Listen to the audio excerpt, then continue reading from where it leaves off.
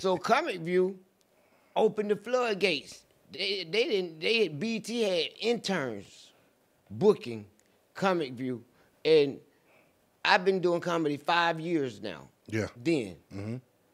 And the year I end up getting Comic View, it's Negroes doing Comic View who hadn't did comedy but 6 months. Wow. But they get on there with a hot 3 minutes and get off a joke.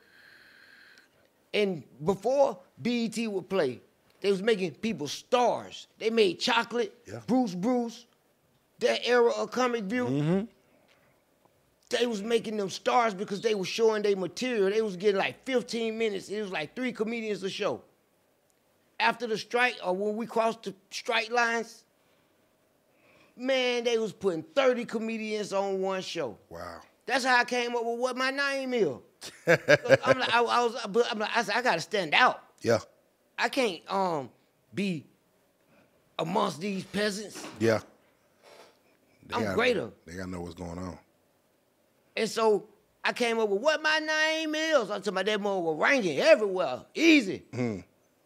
I was branding and didn't know I was branding myself. And they was coming to me. The gatekeeper was like, can you try not to say your name so much? And, Negro, no, off of Hamilton Road. Yes, sir. No. Yes, sir. And I was real ghetto with it. I wasn't even 21. I started at 18, off the streets. I said, I'm going to tell jokes. So, the strike, so we crossed the picket lines. And when we get there, we see that it's not like the comedy club. Oh, no. They have about 3 audience.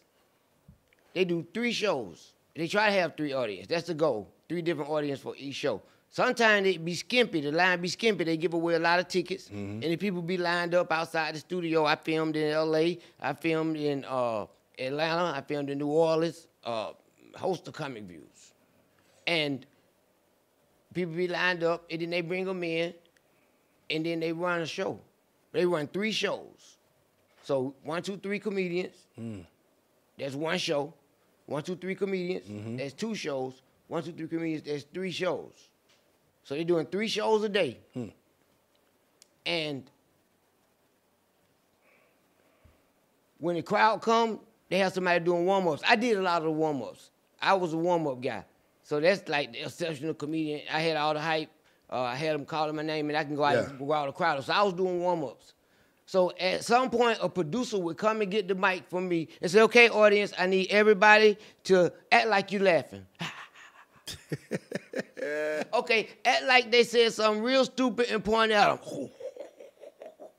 All right, y'all, act like they just had the most amazing performance ever and stand up and clap. And that's the standing ovations that they were giving out to unqualified comedians. Unhilarious. Wow. I call them unhilarious. My sister Dirty South, rest in peace. I love her so much. Do my ladies rock this mother? Hell yeah. Hell yeah, remember that.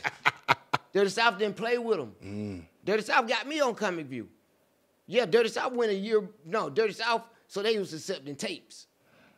And everybody found out the floodgates was open. A lot of comedians wouldn't tell other comedians what to send the tapes. And to a comedian like me, to a comedian like Cat Williams, to a comedian like Charleston White, that's the real kings. Yes, sir. Because we for the people, by the people. They can't rebuke us. They can't stop us. Cat Williams, he's self-made.